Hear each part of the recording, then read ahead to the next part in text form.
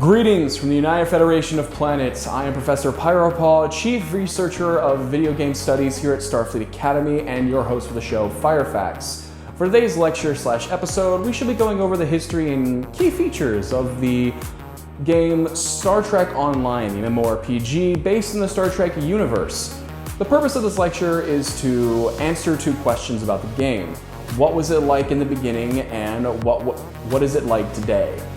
Now, this is a bit of a lengthy subject, so this lecture will be separated into two parts, and it's going to be a little bit different. Instead of me being the one to simply go through and answer all these questions for all of you, I actually had the chance to interview a longtime player playing since the beta of the game, all the way back in early 2000s. And I got to sit down with them in-game and actually ask them very important questions about what the game was like in the beginning.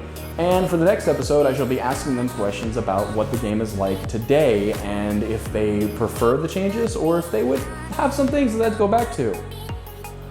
So, with that out of the way, class is in session. Let's get to the video.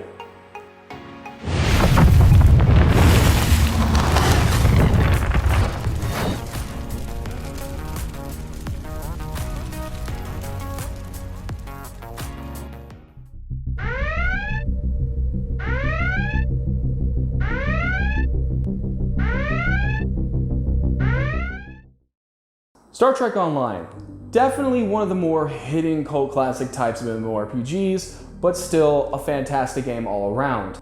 Now, like I said before, this is going to be a bit of a different episode of Firefacts because instead of it just being me doing all the talking, I've actually managed to interview someone that's played this game since the early beta. Now, that's really a rare find when it comes to players of MMORPGs, because he didn't only just play the beta, he's played since the beta to this day.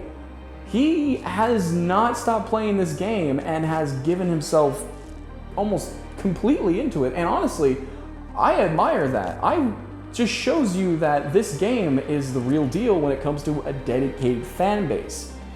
Now, let's get into the main plot of Star Trek Online, because it is an MMORPG with a plot.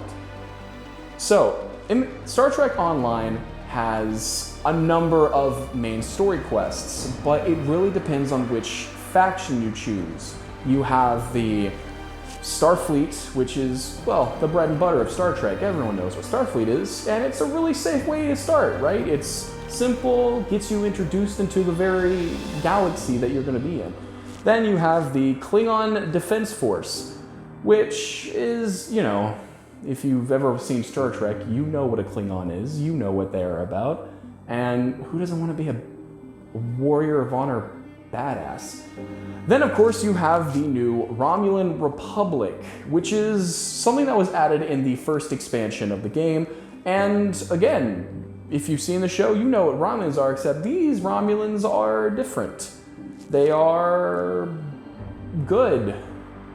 I know, hard to believe, because it's Romulans, good. Those two don't really, match well. It's like, nah, it doesn't make much sense. Yeah, this is a very hand gesture. Get over it. And then, of course, finally, you have the Dominion, who, if you've ever seen the show Deep Space Nine, you know about the Dominion. You know what they're about, you know who runs them, and you know that it's gonna be intense, to say the least. The whole purpose of the Star Trek Online story is you are a young, fresh-faced cadet, recruit, whatever. You are put on a ship to where you will learn, where you will be mentored, where you will grow into an officer. Except you won't, because most of the time, from what I'm gathering, people told me, your ship gets attacked, your captain is killed, and you are thrusted into the command chair, and after a series of heroic and daring battles and missions, you are given full control of your own spaceship.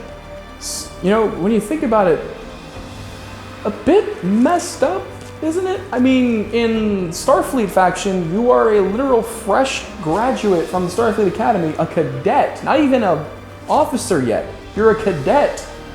and you suddenly are told, oh, hey, hi, this crew of like 500 people on this vessel, yeah, they're on your shoulder now. Have fun. Okay, sure, why not? Another feature is the number of races you can be in the game. Now, the races you can be really do depend on which faction you choose. For instance, for Starfleet, you could be a number, like a huge list of alien species that range from basic humans to Andorian, Vulcan, Talarian. And you have the Romulan Republic, which is, you know, same thing. Romulans, Remans, Klingons, you could be, go figure, Klingons, and Gorn. Then you have the Dominion. You're a Jem'Hadar. Surprise. Now, there is a special option that every faction has in which you can create your own species. That's right, you can literally take a blank slate and you can mix and match all these things from all these species to create your own absolute nightmare. Then, of course, there is the online part of the game, which is you and up to 5 friends can get your ships, meet up, get into a party, and just go throughout the galaxy, kicking ass or doing scientific stuff, discovering new life. So that's really all there is to the point of the game, right? Very much of it, very basic bullet points. You choose a faction, get your own ship, make your own species, and then you and friends go raise hell like it's Mardi Gras in Bourbon Street. Now, without further ado, let's get into the interview I had with my good friend Doc about his experiences from playing the game since before its release to today. Did you play this game when it was like literally the day one release? I was part of the closed beta. Oh, really? Okay, so tell me about the closed beta. The closed beta was essentially just like what they were going to release in the game. The major difference is, I think, just like any other beta, they weren't going to hold over any information for the character. But from what I remember, it was, I think they were just trying to iron out all of the bugs, which they managed to do for the most part. When the game first released, what was it like? What was it like? Like, how many people were in the beta per se? Like, how many people were, would you say, like, was the hype, like, was it big? Was it a big hype? There were a fair amount of people, actually.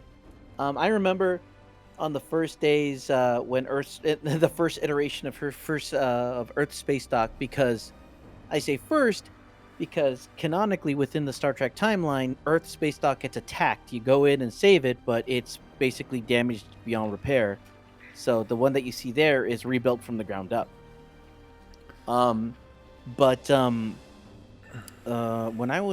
I was in Earth Space Dock, I think for the most part, like, there were a lot of days where it was pretty full. You know, there's a lot of ships and players that you see now for sure, but I mean, when it first started, I remember that I had trouble getting into some instances sometimes because, you know how they have them all divided up into instances. If all of them were full, you had to wait until one was free. It didn't happen often, but it happened. The other thing that I learned was that in order, you were kind of forced to play as Starfleet at the beginning, because you had to reach the rank captain, and that's like level 30, and the cap at the time was 40 when the game first came out. And in order so when you reach captain, then the Klingon faction becomes available for you to play, and they made it to where when you play a Klingon, you immediately start as level 20. Yeah, I think for the most part they did that because, I mean, I'm going to be honest, I don't think they were counting on many people wanting to play Klingons, which is dumb because, of course, there are going to be fans out there who want to get the Klingon experience, but Yeah, I guess like- they either didn't think of it at the time. I don't know what. Then at some point, the game, it says like around on January 5th, 2012, 2 years after the game's release, the game became free to play. Yes. Okay, what was that like? Just like suddenly the realization you didn't have to pay like $50 a month to play Well, this game. first of all, I was pissed because I paid $100 for a limited edition copy of the game. Yeah, so I It- bet the- It was a physical copy of the game. I have the box somewhere still. It came with a Starfleet insignia made of metal. Don't know what kind of metal, but it was Fuck. like a pin that you can use. But I think it also came with an art book.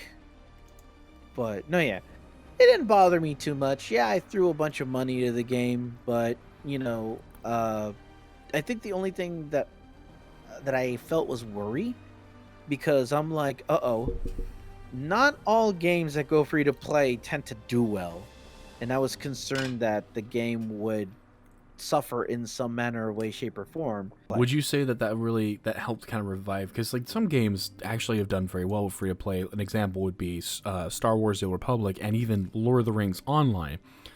Those games actually got a huge resurgence, and from what I've learned and what I've because I've played the game and I've talked to people, like I fucking love SWTOR.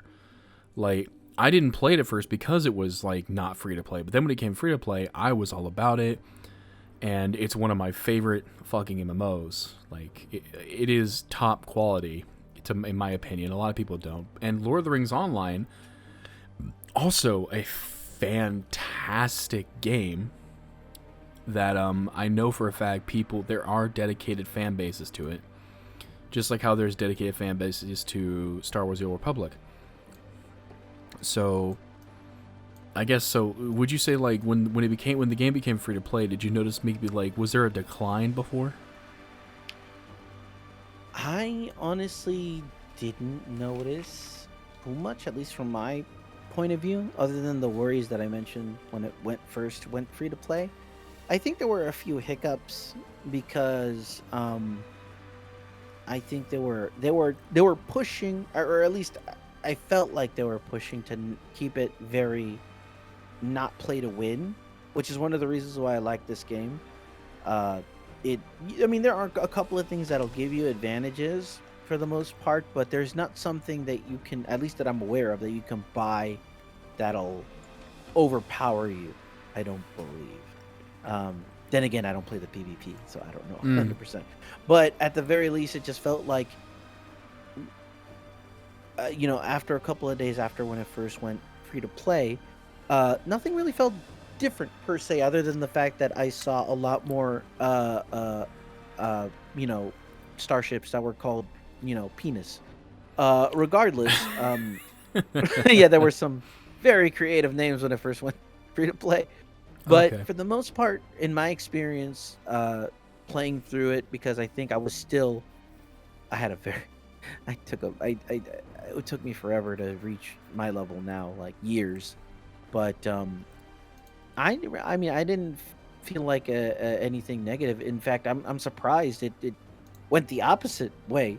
We still got content. We still were able to do events. Other than losing the Foundry, there wasn't anything that was hugely negative that I saw that affected my experience with Star Trek Online. It felt pretty much pretty good. And with that, the question to the first part of this two-part series has been answered. What was Star Trek Online when it first released? Well, according to sources, both online and from the interview I had with Doc, the release was great. It was not perfect and not super amazing, but it was a good release. A release of a level enough to keep people's attention. When people first played it upon release, it wasn't broken, it wasn't boring, it wasn't horrible and something to keep people from ever coming back. No, instead, the release was something that people remember fondly, people had fun with, And honestly, that's a huge deal when it comes to any video game release. So now all we have to do is answer the next question of part 2. What is the game like now, and is it still good, or is it even better? And with that, the question is answered, and that is all the time we have for this lecture today, my students. If you enjoyed this episode of Firefacts, please set that like button on fire like crazy, and hit that subscribe button for more content to come. So, until next time, I'm Pyropaw. Stay high, everybody.